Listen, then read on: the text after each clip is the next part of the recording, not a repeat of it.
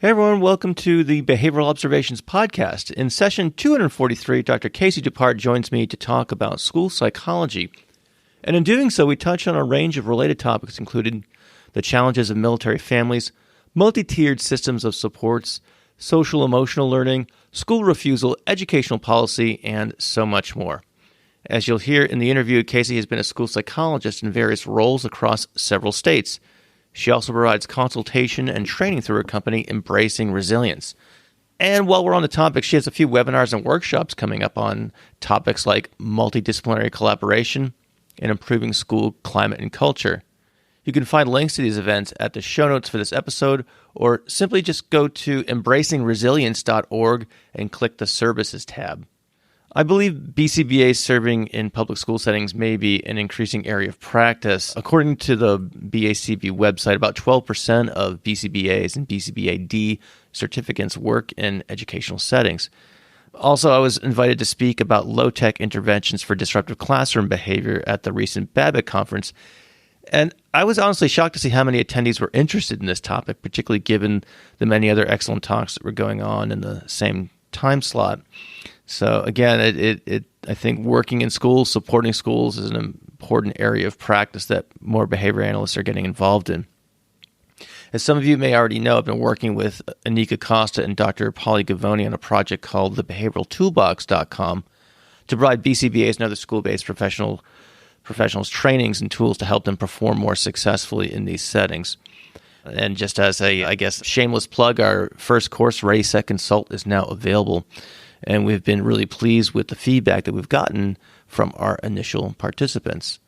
And we're also hard at work getting our second course ready. This one's based off of the talk I gave at BABAT. Our working title is currently When Not to FBA, 5 Quick Strategies for Improving Behavior in the Classroom. Again, I mention all this to underscore the importance of being able to work both collaboratively and effectively in school settings. And I think this conversation with Casey will be helpful for BCBAs who are new to school settings or who simply want to be more successful with the students they serve. To that end, we mention a ton of resources in this conversation, so check out the show notes over at behavioralobservations.com. And while you're there, consider signing up for the email list. By doing so, you'll join over 4,000 of your colleagues who get the Behavioral Observations show notes delivered directly to their inboxes. Before we get to my conversation with Casey, I do want to mention that we're brought to you today by the University of Cincinnati Online. UC Online designed a Master's of Education and Behavior Analysis program that is 100% online and asynchronous. So you log on when it works for you.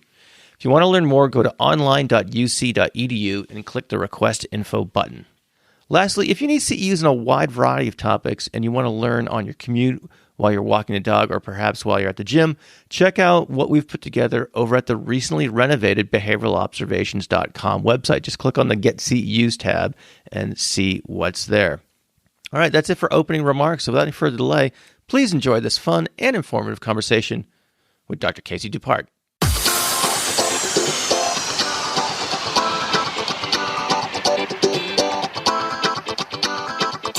Welcome to the Behavioral Observations Podcast, stimulating talk for today's behavior analysts. Now here's your host, Matt Sikoria. Dr. Casey Dupart, welcome to the Behavioral Observations Podcast. How are you doing today? I'm doing great. Thanks for having me. My pleasure. You just froze there for a second. So hopefully that's the first and last episode of freezing here. So I was so excited to call you doctor because I know you just knocked out your PhD. So congratulations on that. Thank you. Thank you. It's society. I want to be clear. It's society with thank you. Thank you. Nonetheless, very, very much a milestone. You're congratulations. That's super cool. Thank you. Especially coming from someone who's dropped out of 2 doctoral programs. I'm even more admiration for gritting through all of that. So so you defended recently, yes? I am done, officially done. And how did wrapping up the program go? It went by in a blur. As I told you over email, like these last few months have been a blur, but I'm excited to be done. I really, like you said, it's a beast to get through these programs, but I learned a lot. I appreciate the journey and the insight, and I'm looking forward to the next chapter. Very cool. So I've got a bunch of questions here about all things kind of having the centered around school psychology. There's a lot of hot topics that are very timely, and you've got expertise in all these areas. So I'm looking forward to getting your thoughts on them. Before we get to that, though, I want you to have the opportunity to tell the audience a little bit about yourself. And in particular, if you can tell us a little bit about how you got into behavior analysis and school psychology, if there was an order of which one came first, tell us about how that went, and kind of take us up to what you're doing these days right now. These questions are so much fun as an Air Force spouse. Like, where to begin? Okay, so with school psychology, I decided to find a career that would allow me to move with my husband, who moves every 2 to 4 years as an Air Force officer. He's a doctor. So I decided to pursue school psychology because it was something that could transition. And then I just happened to be lucky to find behavior analysts at UTSA, University of Texas, San Antonio, and they had a program. They're like, well, you add a few more courses to your school psychology coursework and you should be able to test and get the internship. It was a lot of finagling trying to get the school psychology internship completed along with those BCBA hours, but I was able to pull it off and graduate and complete both requirements. And then I was able to test for the BCBA exam, I think, as I was moving from Texas to North Carolina. So I had them both. I've always had them both at the same time, which is nice. I'm glad that I was able to learn both and apply them. And I worked across, well, now it's all across settings. So clinics to schools to state boards of education to home settings. And when I got to Utah, that's when I went into the State Board of Education and went into policy. And that's when I picked up my master's in educational leadership. So there was a lot of looking at the framework and supporting educators in the field around policy development and professional development, collaborating with institutions of higher ed on like what should we tweak for our syllabi and what do educators need going into the field. I'm more of how do we prepare them for what the reality is? Because I get frustrated when educators come to me or behavior analysts are like, why was this not talked about? I'm dealing with some, especially right now, like around trauma and social-emotional learning and culturally responsive practices. So that was a lot of what I did there. And ultimately, I went from being like the multi-tiered system of support project coordinator to being their mental health behavior specialist. And then I finished as their director of equity, diversity, and inclusion. And then I got orders to Hawaii. And now I'm consulting. And I thought that'd be a good fit as I did my doctoral program, just trying to navigate all of that with the move and a pandemic. And here we are today talking to you. A move, a pandemic, 2 master's degrees, and a doctoral program. So just all in a couple years work. No sweat. How many times have you moved, if you don't mind me being nosy? No worries. I think I might move 7 in the last 18 years.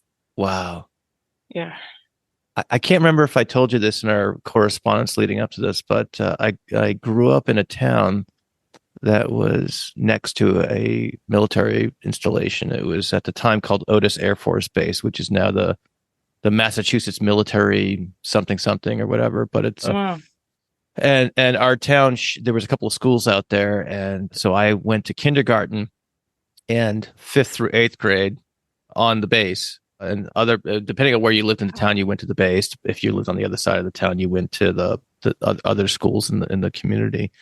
And so I had a lot of friends who were, whose parents were in the Air Force and the Coast Guard and things like that. And it was a different walk of life in terms of these guys and girls just kind of every couple of years, they're just, gone. And they're, they're not like, moving a few towns over. They're going to like North Dakota, or they're going to Texas or North, with the Carolina, it's like, wow. Or at the time, this is Cold War time. So again, aging myself, but a lot of them were going overseas to Germany and other areas and things along those lines. It was an interesting, I guess, view of that lifestyle and things like that. And I want to get into supporting, military families and schools in a little bit, but there's other stuff I want to cover ahead of time. I also want, I think, perhaps another foundational piece of this conversation that would be helpful before we delve into these more specific topics is that, most of the audience members, probably have a general idea of what a school psychologist does. Unless you're working in a school, you might not have you might not know exactly. And Right. certainly, I've been hanging around schools for, a couple of decades now, and I see school psychologists doing so many different things. It really is, it's really incredible to see the different things that they're called upon to do. And so I was wondering if you could start us off by talking about, okay, what does, what is a what does a school psychologist do? What are the different roles that they perform?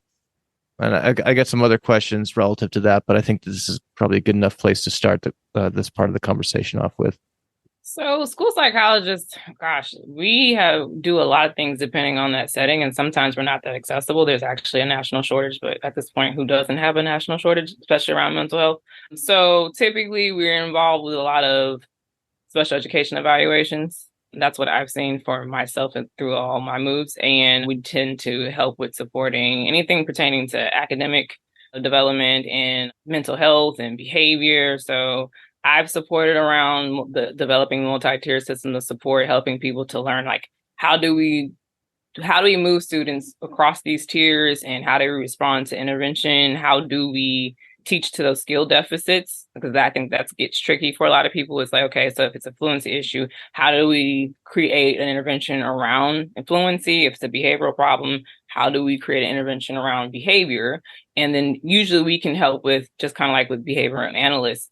Okay, so this is how you do an FBA, and this is how you collect data and who should be involved. I know for myself personally, I did a lot of supporting in PD development around how do we look at data, especially within a multi-tier system of support, setting that up. And Utah, that was a big part of my responsibility. I started at a district there. I think I had 6 schools to myself, 4,700 kids. And I was like, oh, I'm getting slammed with special education evaluations. You need a system in place so we know how to respond to intervention and training staff and getting the community aware. There'll be a lot of like meetings with parents and community organizations around like, this is how we support within the schools. And this is what MTSS means and PBIS means this. And this is how we look at data and then when to expect to hear from us and how to get a hold of certain people. So for me, it's always looking at what the needs are. And I think that's what a lot of school psychologists do is when you go into a setting, it's like, what are your needs? Okay, so how do I support? And I always felt very fortunate when I had another either school psychologist or behavior analyst because, I had someone that spoke my language. Because usually what I found is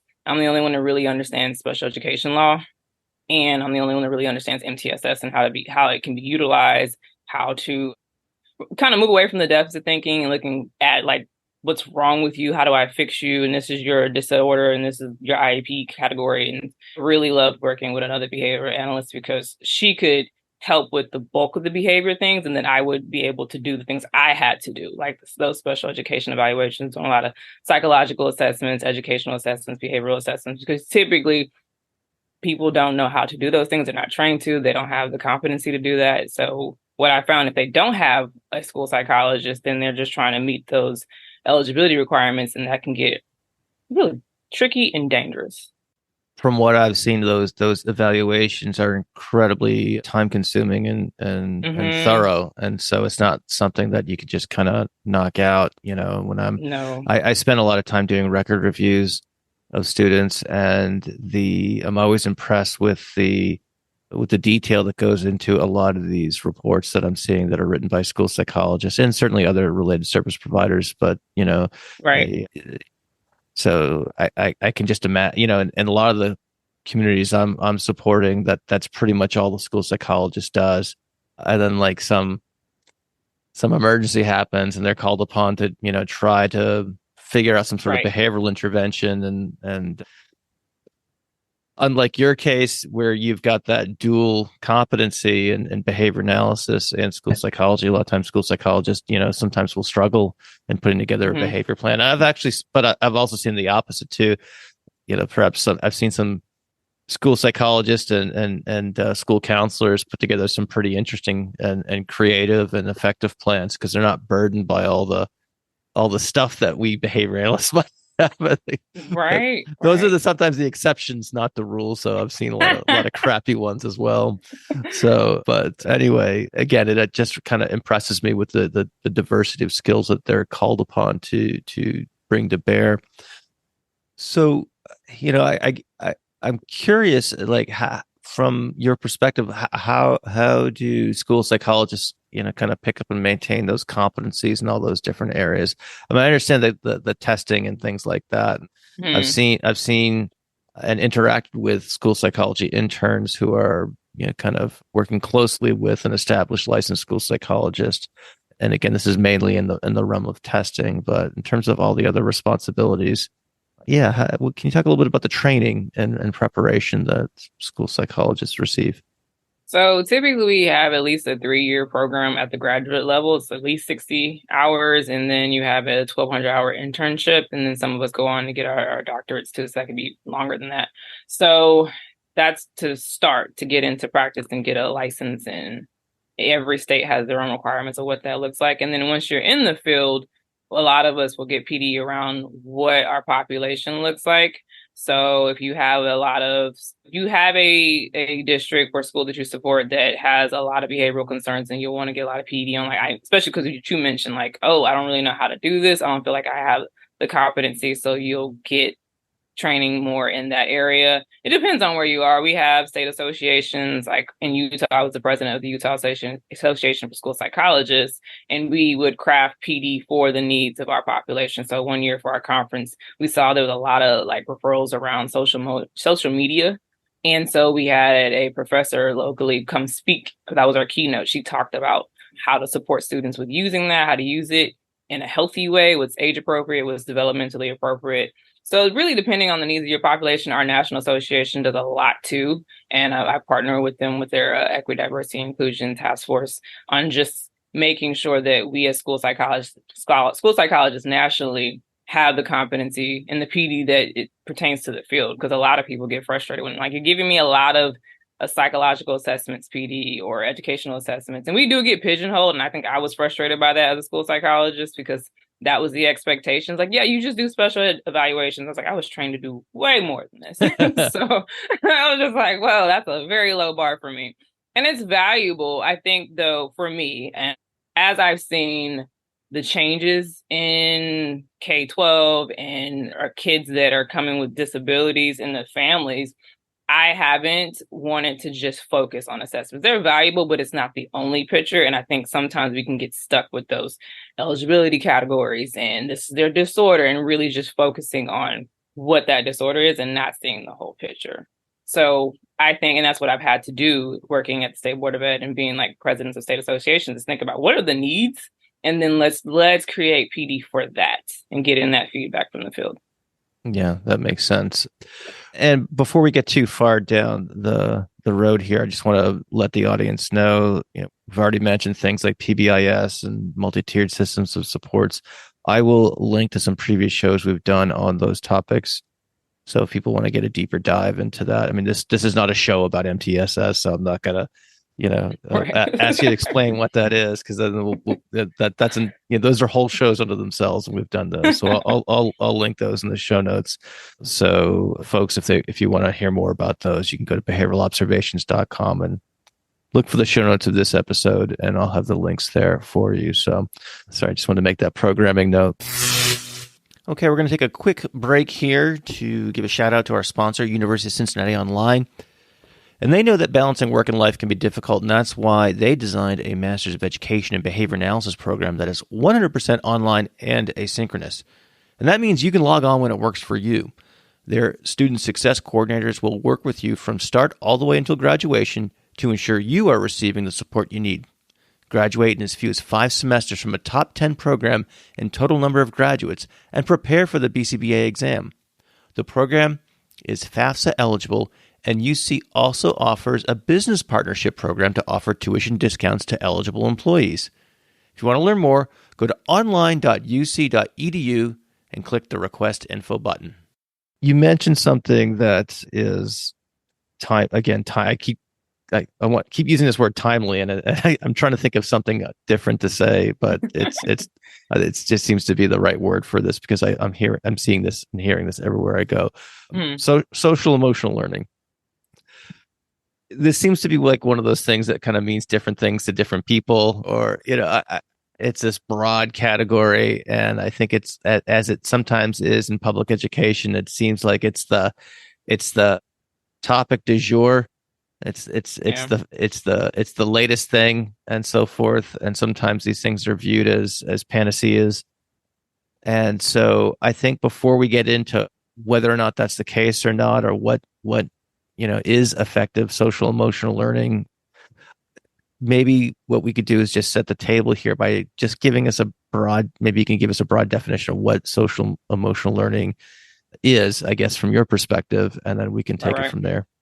So from my perspective, social emotional learning, and I'm going off of CASEL, the Collaborative for Academic and Social Emotional Learning, it's a framework for developing the 5 competencies of social emotional learning, which are social awareness, self-awareness, self-management, responsible decision-making, and relationship skills. So it's not just a curriculum, it's a part of the overarching culture of the school, and it's not something you're doing to students, you're doing with, and it's a part you have adult social emotional learning incorporated in, so it's a part of the overall community. It's something that's embedded into the multi-tier system of support, and it's ongoing. And so you're collecting data and you are monitoring students' progress. It's, in what I've seen, it can be helpful when, not like you mentioned, just the trend of the moment, right? And that's I've trained around it and helped schools with developing their social emotional learning framework. And what was that at you, Castle? What does that stand for? The Collaborative for Academic and Social Emotional Learning. I've seen social emotional learning, I guess, endeavors, get some criticism. There's some I've seen that I've been critical of. Some of the time I've seen some ones that have been implemented that aren't necessarily evidence-based. They don't really have much in the way of research behind them. Right.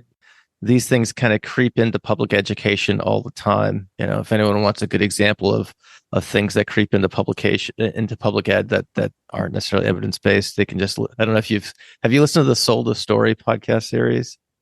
I don't think so. I'm not familiar. Oh, it's about reading. It's about different types of reading curriculums. Okay. And it's fascinating. I won't spoil it here. I'll send you the information on it, though. It's fascinating, and it just basically is a long story short is that there's this a couple of decades ago there was this particular type of reading program based off of very little to no research that kind of took hold, and a lot of school districts adopted it.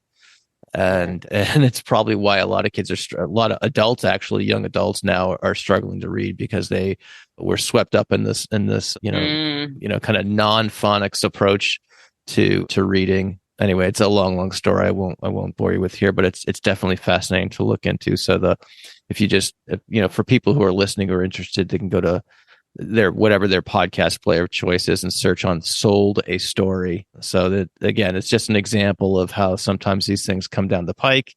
They sound good. They've got good face validity.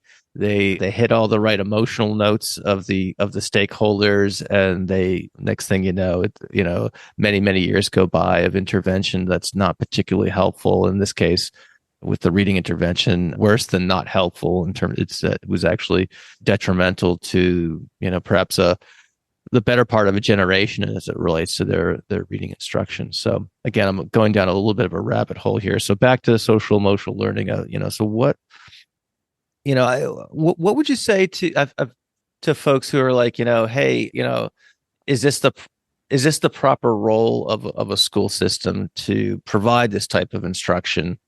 It's hard enough to teach reading and math. Schools are struggling to teach reading, teach math, teach writing, the sciences, the arts, and things like that. Is this an unrealistic expectation to kind of teach these areas on top of that? I get that one a lot. And I think the unfortunate thing is that social emotional learning has recently become politicized, and we do have a hobbyism in our culture around like which team are you in, and you don't really look at it from a human perspective of like these are real human beings being impacted by this, and we're all navigating and have been a lot of uncertainty in a pandemic. So I'm thinking from the vantage point of that I know that the bulk of our kiddos get mental health support within the school setting. They don't. If they do, I think it's like 1 in 5 of our students have a mental health disorder. So this is the only place they're going to get this type of support. And we do know that we have a lot of students who are in need. I was in Utah. We had the 5th highest rate of suicide in the nation, ages 12 to 17. So When people Wow. say, is this the role, the responsibility? I'm like, well, what is public education for then?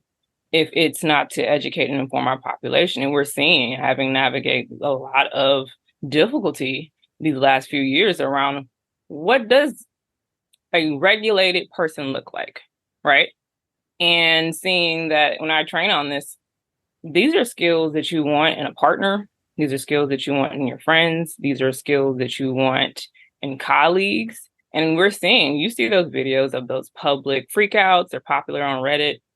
I think this is something that we have to recognize exists, and we can't ignore and not pay it lip service. As a community, we need to be better with our social skills, and that's not just for the students. And that's why I think it's important that it's not something you're doing to the students, something you're doing with, you incorporate the adult social emotional learning as well. A lot of educators are leaving the field.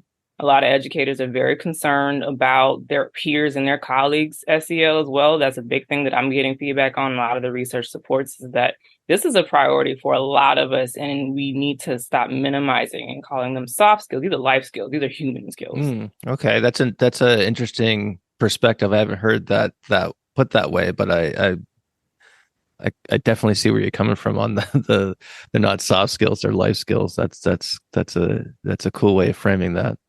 Well, because when it's something as behavior analysts, I think we understand, we see those who are really struggling with communicating, especially if you don't have verbal skills. I see that. Like if my students, and if I have educators, like, hey, so they're constantly having outbursts or they're throwing things, I'm like, well, what's that function? And that's what I think about when I'm thinking about social emotional learning, is like, what are the functions behind a lot of these challenging behaviors? And when I'm finding around school refusal, chronic absenteeism, a lot of mental health concerns, is I don't feel like I belong here in this space. I don't feel like this school is for me. I don't feel like I have a mentor. And I just did a whole dissertation around resilience. And that's what kept coming back to me was, do people have a person in that building at all?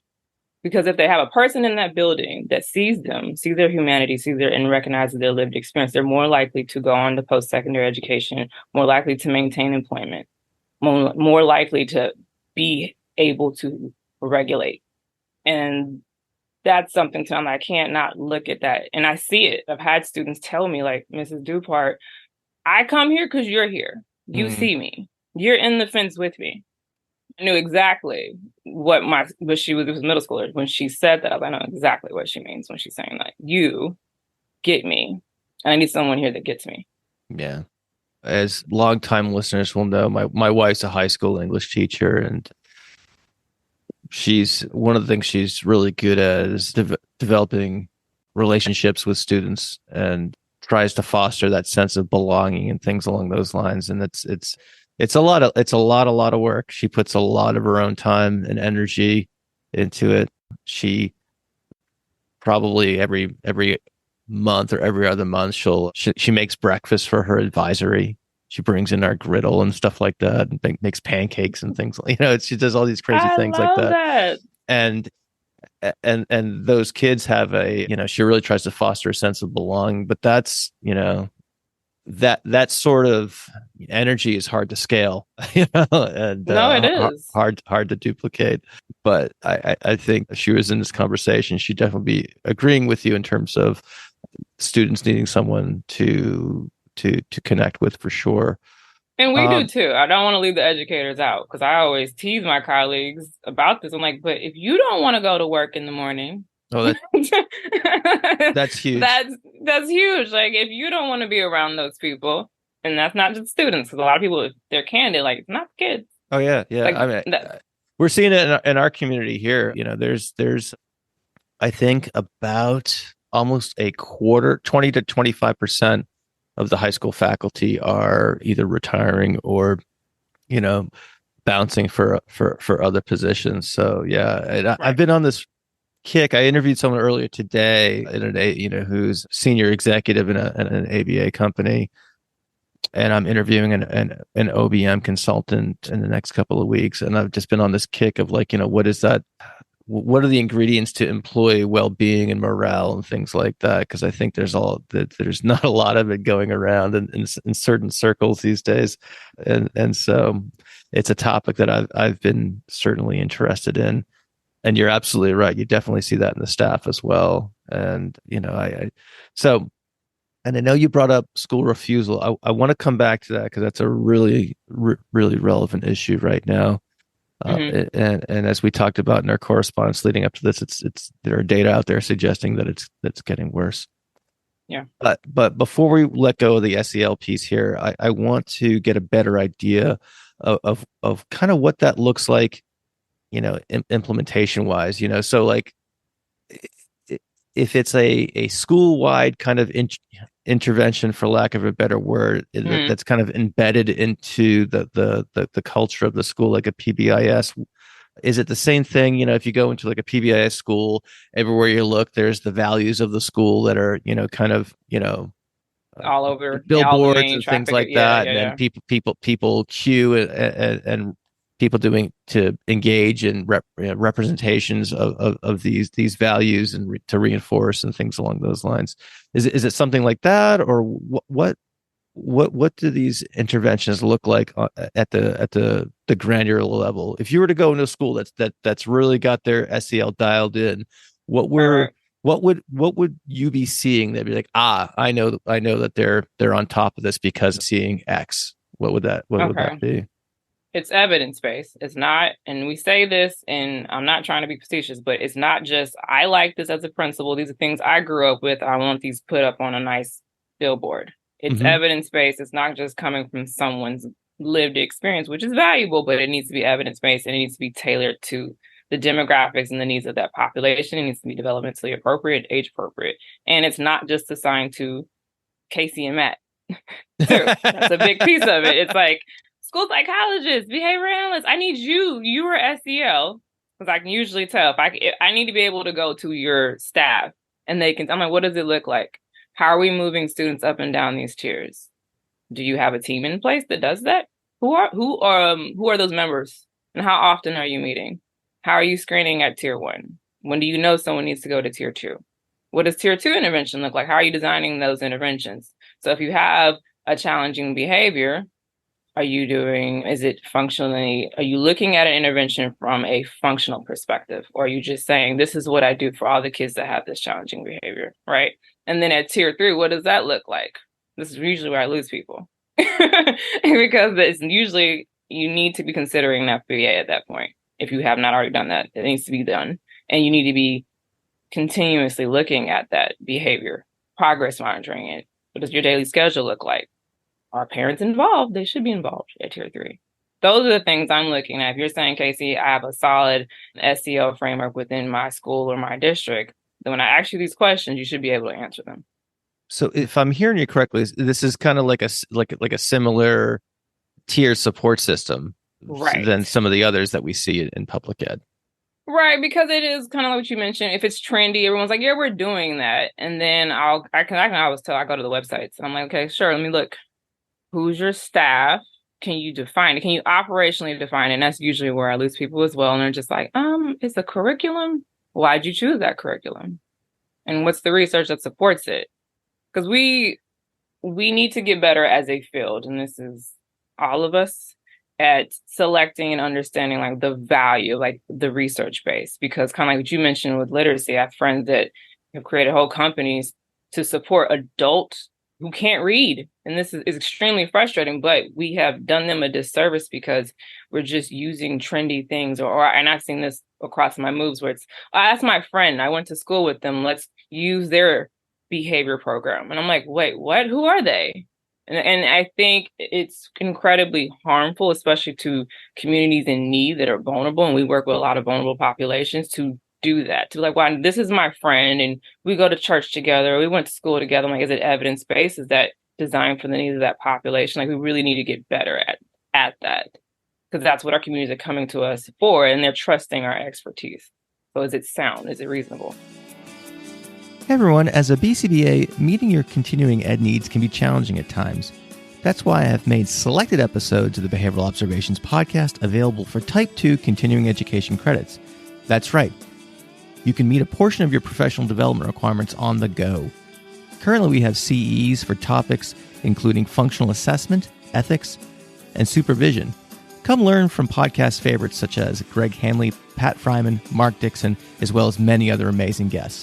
For more information, head on over to behavioralobservations.com/getCEs. All right, so you brought up school refusal a minute ago. I want to return to that. So, yeah, so I think I forwarded you an article or a research with some data in it about chronic absenteeism in California. I'm not picking on California because I would say that these trends, if I were to guess, are probably pretty consistent across most of the states here and perhaps beyond. But chronic absenteeism has doubled and sometimes more than doubled in California.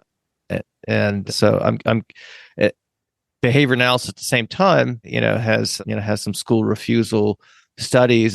There is a literature on school refusal. So I was wondering if you could take a minute and talk about some of those, how to look at what's going on, how to figure out some solutions and things like that. So if you were, and maybe, we could, I'll leave it to you whether to look at it as on an individual or perhaps, if you were an administrator looking at like a larger cohort of people who are, chronically absent, in terms of what to do about that.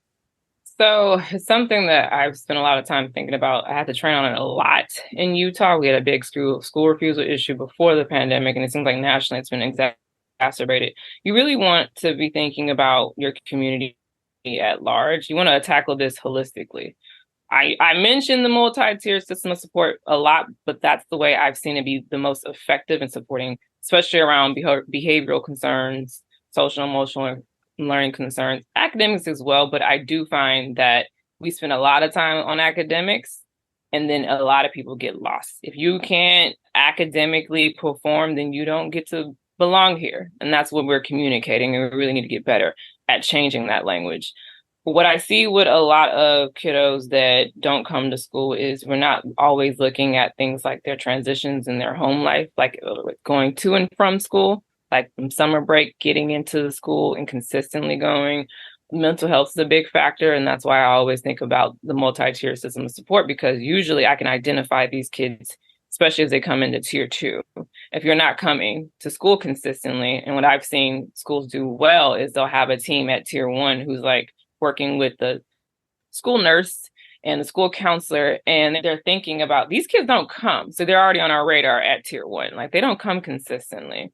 And they're already surpassing that 10%. I think that's chronic absenteeism, is missing at least 10% of school or more. And so you're already thinking about those children. I think we need to be mindful of that right now, especially with going into an economic downturn. We're already in one. Don't want to always define it as that, but we're there. Like I think the definition isn't as good as it used to be, but I think the variables have changed and it's just making it harder. But looking at people that are living in poverty, a lot of financial stressors, or who are unhoused right now, that will increase the likelihood. So I'm thinking of this as an administrator.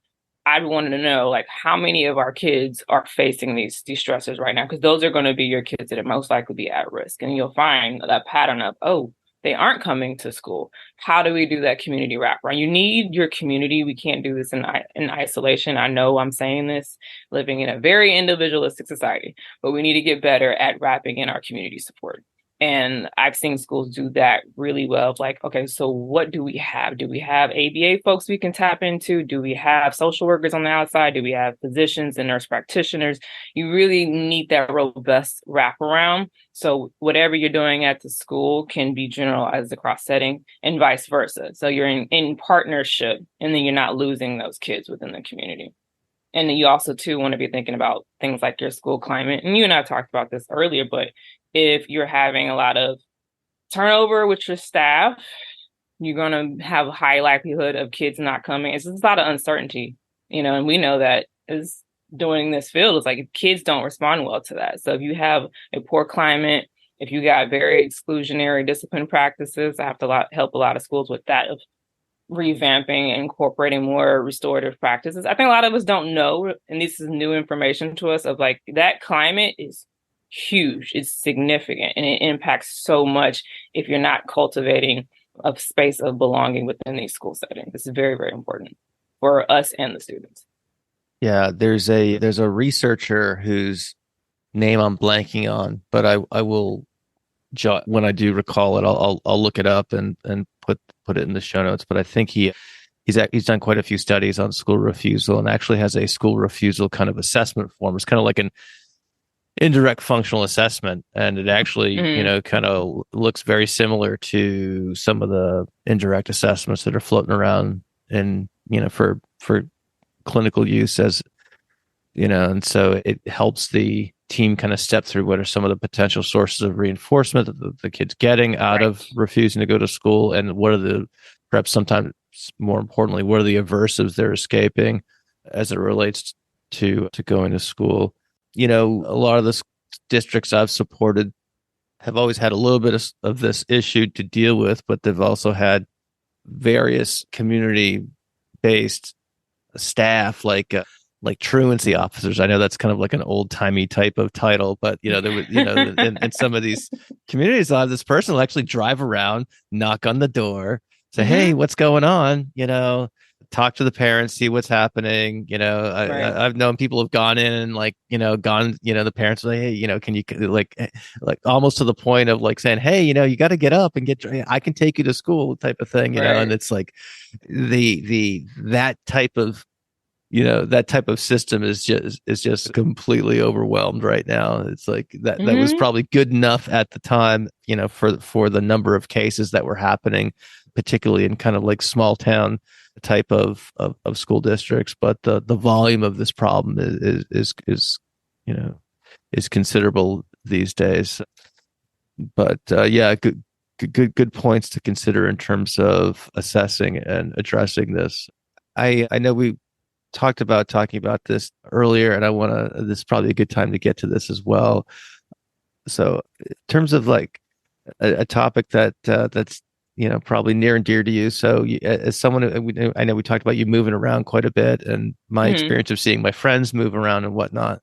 I wonder if we can kind of close out the show here talking about what you see some of the needs are for military families, and particularly their kids in school settings, in terms of specific needs that those students might have, whether it's by dint of having to move frequently, or having parents with long-term deployments, and things along those lines. So if you can kind of, I don't have a specific question, I suppose, but I'm more so curious to hear your experiences in terms of either supporting those individuals, or at least telling us some of the common challenges that the military families face.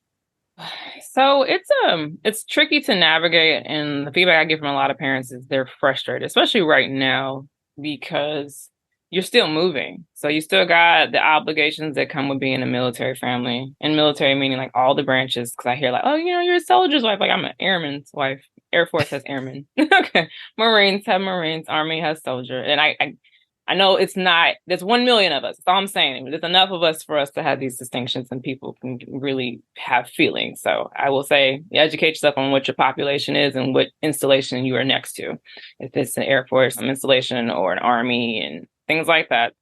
But I think, especially for parents who are navigating a lot of the challenges right now with kids with disabilities, they're very frustrated with having to move, and then I have a supportive community right here. They understand what my child's disability is. And then I go to another place and they're telling me they don't have that. I know living here in Hawaii, a lot of parents have to adjust to Hawaii as a state and how it functions and the resources that are available here. And they don't always have the same amount of robust facilities and resources that you might have stateside. And it's an island, and it's a very different culture. It's a very different state. Of all the places I live, this is very, very distinctively a different place. And so just kind of being empathetic to the challenges that come with navigating, having to uproot. A lot of us don't move like this. So it's something that we don't even think about. And it's hard to even relate. I think a lot of people really struggle with relating with, "Oh, you move so much." And like, "Oh, what is that like? I can't imagine." Like, no, you can't. So have a lot of empathy and a lot of compassion and a lot of grace for these people who are picking up their lives with children and moving to places they don't always want to be, places that always don't want them there. I've lived in states where they just kind of ignore the ginormous installation there, and they were just like, they're not here. I'm like, they are. And those kids are here and they're being bullied and they have a lot of suicidal ideation. And like, it's challenging to uproot like that for an adult. It's exacerbated for kids, even worse for kids with disabilities. And if they're coming from underestimated and historically marginalized backgrounds, you can only imagine. Yeah, I have to imagine too. It's got to be just completely exhausting having to reestablish those systems of supports and just kind of telling the life story again to the, doing another intake. If the kid's receiving like ABA services in a at home or at a clinic or whatever, and going through that process again after establishing connections and bonds with a previous provider wherever you came from. And yeah, that's tough. It can be a challenge. That's why it's a thing that I'm even thinking about, because they don't always get the same level of resources. And you got to think about too, like, where do we put our installations? Usually in the middle of nowhere, right? But that's where the mission is. And so that's where they send us. And that doesn't always mean you get the best access to resources, especially for kids with disabilities. So there is consideration. They are starting to think, and I think they've had programs in place to where if you have a kid with certain types of disabilities, they won't move you to certain places. So I think there's some improvement. There's a lot of work that can be done, especially too for military spouses. If you're a trailing spouse like I am, it is very difficult to transition with a whole career. And I can say that from my own personal experience. You don't always have the same setup. Like coming to Hawaii, they don't have a school psychologist license. Doesn't exist. Will it exist in the future? It's going to take a lot of work, and it's going to be a movement as a community and doing it in partnership with the local community. And we have to understand that the state functions differently. It's a new state, same age as my mother, 1958. And so we as military spouses have to try to set up again with our kids, with our partner, and careers. I think that's another thing, is like checking in on those partners, those trailing spouses, like, how are you doing? Because they are often forgotten about too. And I think that's a trope. And I'm trying to be better for myself in communicating to the military. Like, we're not what we were in the 1960s. We look very different now as military spouses. And we need to adapt to that need and adjust to, and make sure we have support for those, especially those who are trailing spouses with kids with disabilities, or trailing spouses that are coming from historically marginalized backgrounds, or trailing spouses with careers. What do those supports look like? How are we keen in to help that population? I see. Wow. So much to talk about here. I know you do trainings in all these topics. Where can people learn more about, if they want to learn more about some of the trainings that you're doing, or want to get some consultation or something like that? Where can people find out more about the work that you do? You can find me best on my site, embracingresilience.org. You can also find me on Instagram at _embracingresilience. And I think those are my two places. I do some type of advertising, promoting on LinkedIn, but mostly my website, embracingresilience.org. Okay. I'll make sure to have those linked in the show notes for this episode as well. So the last 60 minutes have flown right by here. And we've covered quite a bit of ground. So I appreciate you coming on and making really quick work of these very complicated, complex topics. No, thanks for having me. Have fun. The pleasure's mine. So before I let you go, I'm going to ask the outro question I ask everyone else. So what advice would you give? I should say, Dr. Casey Dupart, what advice would you give to a newly minted BCBA? Continue learning, and always embrace that you are a learner. Have some humility, and allow that evolution to take place, because you'll be surprised at where it takes you. Be able to listen to anybody. You can learn from anybody. That's definitely what I've taken along this journey. It's like, oh, I can learn from anybody. Great words to end with. Thank you so much. Thank you.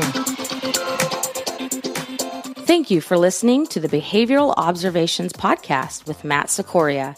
You can find Matt's notes on this episode at www.behavioralobservations.com.